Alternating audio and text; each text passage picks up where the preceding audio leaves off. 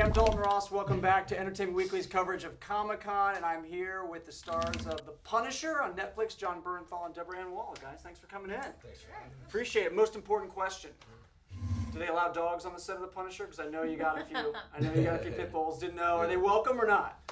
You know, they have to sign an NDA. That's like the most important part. Keep That's it tight. first and foremost. Yeah, exactly. Yeah, exactly. I'm curious what sort of like the feel or the tone of this show is going to be, because all Marvel shows have their own feel. Even like, you know, you had Luke Cage, who was on Jessica Jones, but then you had the Luke Cage show that felt different from Jessica Jones. What's the feel for the Punisher? Is it kind of like Daredevil, or is it different, or what do you think? Well, he doesn't have any powers, so I think we're talking about a sort of more grounded, gritty, real look. I don't know. John's actually seen some of it. What? Oh boy. You know, look, I think that I think all day is going to be sort of trying to hurdle what we can say and what we can't say. But I do think that you know, the one thing I can give you is, I think with Frank and with the world that he's very much involved in, is he's a soldier, you know, and so I think there will be very much a military component of the show, and I think it's gonna it will be somewhat centered in that. I think I probably wasn't allowed to say that. That's You think I was allowed to say that? I said That's it. established. You guys are gonna rewind and does that work like that? Rewind and Take two. Yeah. What is I mean, how has he changed, if at all, since we last saw him? Yeah, I mean, I think you're gonna have to, you know, tune in and watch. But I mean, the only thing I can give you is that Karen will be there, and I think at the end of the day, that's all that anyone's gonna really care about. You know what I mean? And apparently you're going to be in the Defenders, because I saw a trailer that just dropped, and we see Frank Castle at the very end of that trailer. I know you're not going to say anything about that either. I'm just... Sucks, dude. I'll talk about, we talk about sports. Yeah. So the Skins? Yeah, dude, right Wanna go on, there? man. Yeah, that's kind of a mess right now. But yeah, here's to hoping.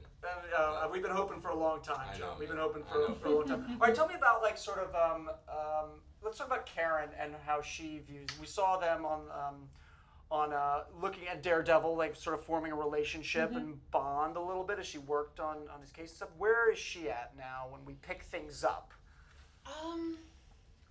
Yeah, I mean, I think Frank has a soft spot in Karen's heart, and certainly with the dark history that Karen has, there's very few people that she can share her true, authentic self with. Certainly Matt, with his Catholicism and not wanting to kill anybody and things like that, would have trouble understanding some of the decisions that Karen has made. And I think Frank is someone who could understand, who she could potentially fully open up to. So yeah, I think she's always excited to come back into Frank's arena. What was it with the evolution of this character since you first Yeah. started playing her at the beginning of Daredevil season 1? Yeah. We've seen her really grow a lot. Yeah. Yeah. She's not gonna tell me anything. Oh, I'm trying. Listen, I'm trying. No, You're I too mean, good. it's been a huge. I think it's been a huge evolution. I mean, I think we keep getting little peeks that she is more than what she appears. I think sometimes people who represent light in this world are doing so because they're deathly afraid that actually they are the darkest thing.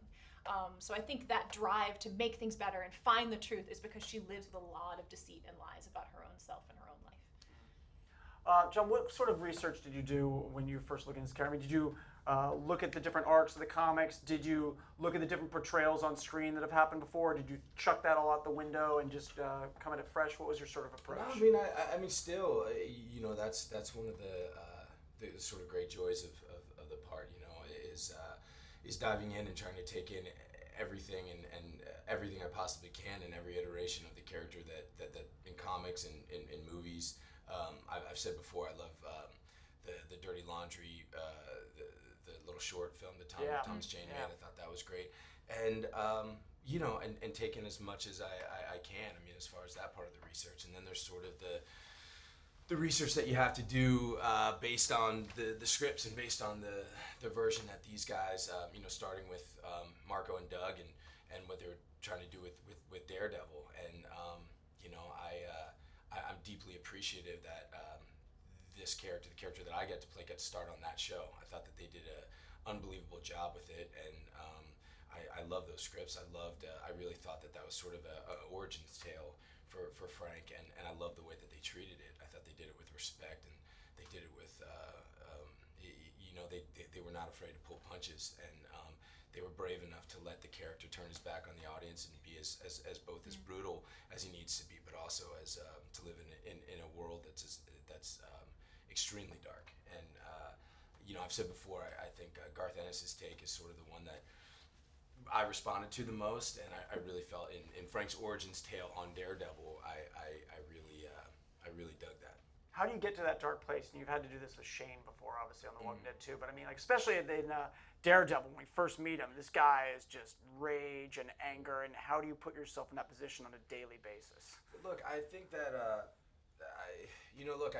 think that I've said before. I think that the Frank Castle that was in Daredevil was not the Punisher. He's a guy who's still reeling from this unbelievable traumatic event that happened to him, and look, I'm a father and I'm a husband, and that kind of comes before anything else, and I don't think I'd be able to play the part if I wasn't that, and until you know and understand about loving something much more than yourself and be absolutely willing to die for that thing, can you begin to understand what it would be like if that was taken away from you. And Frank's a character that I empathize with deeply, and he's in my heart, and I hope so much that that folks dig this show and this version of him. You guys are veterans of Comic-Con, obviously True Blood, Walking Dead. Is it nice to come here and be able to run into some of your friends or former coworkers in the hallways and here and there as you're doing all this stuff? Yeah, this is my 9th Comic-Con, Wow. I think, at this point. So yeah, I know the guy who takes your pictures, and I know. But yeah, I mean, it's fun. I like that I know the drill. Sometimes these things are a little scary, so it's nice to be like, oh no, I know that room. I know ballroom 20. I know, I have a feel for it. The same. I mean, I kind of forget. I've been hitting the head a lot. I forget a lot of stuff. So but for me, yeah, seeing old friends. I saw Sarah Wayne Callies last night. I'll see Norman and Andy and Melissa tonight, and that Walking Dead group. That's my family. They like. I love those guys. One of our costume crew is here too, so I might try and find Sarah. That'd be good. Yeah, it was fun to sort of. But I'm being able to see. I don't read my emails. I guess I didn't realize that we were gonna be together all day, and that is the biggest. That is my gift for the day. Today is a win for me because I get to be with the most badass actress out there. Yeah. Awesome. We've loved your work on so much stuff. Cannot wait to see the show when it finally debuts. We don't even have a date yet. I have a feeling maybe you'll be announcing something here at Comic-Con. That's sort of my guess. But they're not going to tell me that either. So we'll just have to find out when the Punisher eventually does debut. John Bernthal, Deborah Wool, thanks for being here. Thank you, Appreciate man. it. Thank you for having us. Thank We'll you. be back with more on Entertainment Weekly's coverage of Comic-Con.